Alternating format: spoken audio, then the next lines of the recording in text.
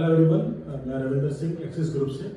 अपनी आखिरी वीडियो में हमने कुछ डाटा डिस्कस किया था नीट 2024 का, और उसमें कुछ चीज़ें हमने डिस्कस करी थी कि कितनी बच्चे क्वालिफाई किए हैं और कितनी सीट्स जो है इंडिया में अवेलेबल हैं बच्चों के लिए। उसके बाद भी बहुत सारे बच्चों ने हमसे बात करी और कुछ बहुत सारे बच्चे ऐसे हैं जो रिजर्व कैटेगरी से क्वालिफाई किए हैं। तो मुझे सुनने में आ रहा था, जो मेरी बात बच्चों से चल रही थी कि वो काफ़ी कॉन्फिडेंट थे कि हम लोग जो है रिजर्व कैटेगरी से हैं, तो हमारा एडमिशन्स डेफिनेटली हो जाना चाहिए। तो बच्चों में आपको बताता हूँ कि हमको कोई भी चीज़ सोचने या डिसीजन लेने से पहले अपना डेटा देखना चाहिए। यहाँ टोटल 13,16,000 बच्चों में से सिर्फ 1 लाख सीट्स के लिए बात कर रहे हैं। तो अगर हम सिर्फ रिजर्व कैटेगरी की बात करें तो गवर्नमेंट सेक्टर के अंदर में 55,000 सीट्स में से हमारे पास में शायद आधी सीट्स हम एक एवरेज लगाते हैं जो रिजर्व कैटेगरी में जाएंगी। मतलब 25 से 30,000 सीट्स हम एक एवरेज लेके चलते हैं रिजर्व कैटेगरी में होंगी। आपने कभी कैलकुलेट किया कि कितने बच्चे 2024 में रिजर्व कैटेगरी के पास हुए हैं? लगभग 8,16,000 बच्चे टोटल मिला के रिजर्व कैटेगरी के पास हुए हैं, जो SC, SC और OBC मिला के टोटल नंबर बनते हैं।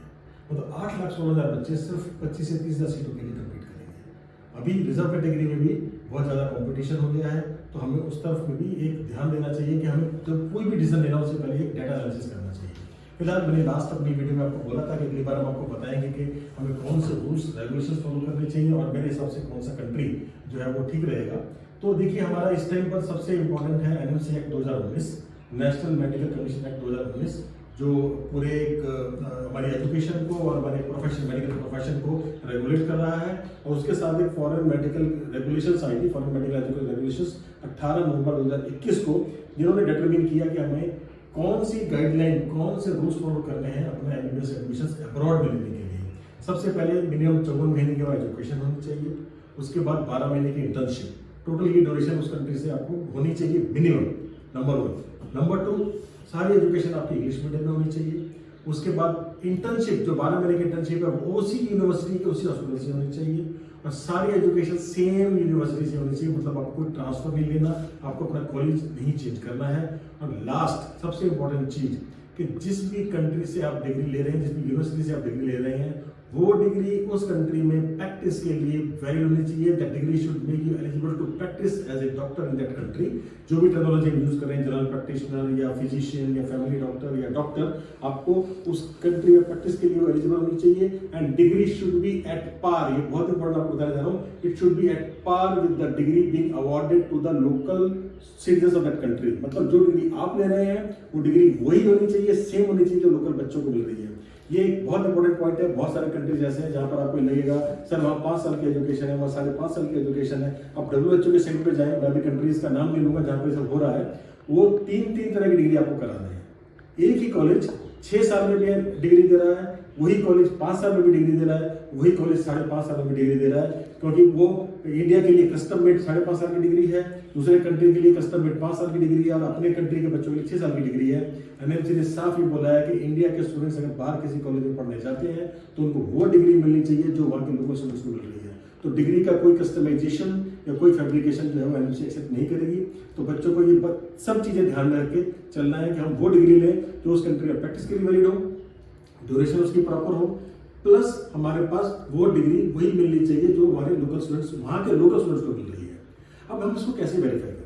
अब इसको वेरीफाई करने के लिए आपको थोड़ी मेहनत खुद करनी पड़ेगी, थोड़ी रिसर्च करनी पड़ेगी। आप लोग गूगल पे जाएं, आप लोग अच्छे कंसल्टेंट्स की वीडियो को देखें, और सबसे इंपॉर्टेंट है कि आप उन कंट्रीज की एम्बेसीज को अप्रोच करें। वो एम्बेसी, वो कंट्रीज की एम्बेसी जो इंडिया में है, और उन्हीं कंट्री की इंडियन एम्बेसी जो वहां पर मौजूद है, इंडियन एम्बेसी जो उस कंट्री में है, उन दोनों से आप बात कर सकते हैं। वो आपको गाइड करेंगे।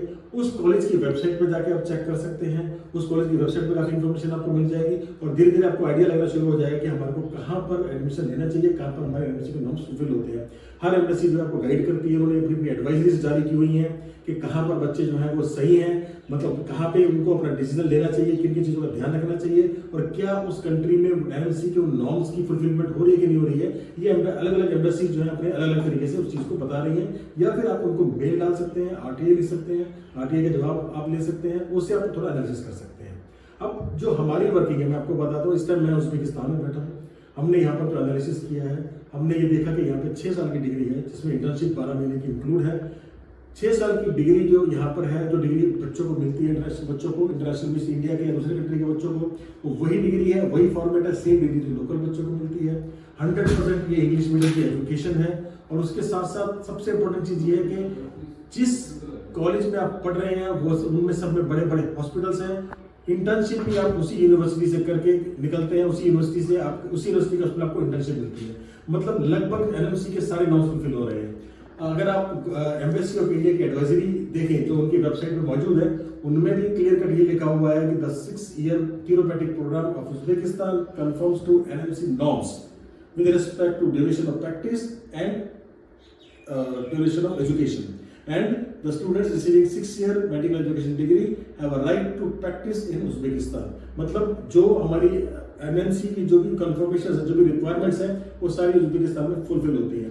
तो मेरा बच्चों से यही एक गुजारिश है कि इसी तरीके से बाकी जगह पे आप स्टडी करें, बाकी जगह का भी एनालिसिस करें, लेकिन एक हमने उज्बेकिस्तान में ये पाया कि हमारे पास में सारी एनएमसी की जो रेगुलेशंस है वो फुलफिल हो रही हैं।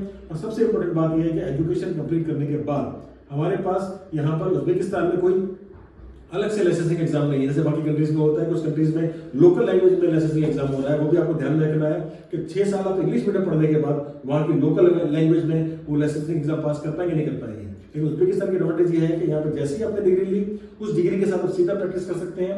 यहाँ पर आपको अलग से लाइसेंसिंग एग्जाम लेने की जरूरत नहीं है। तो उज्बेकिस्तान में आप लोग अच्छे से एनालिसिस करके अपना डिसीजन लेकर उज्बेकिस्तान की एजुकेशन को परस्यू करें।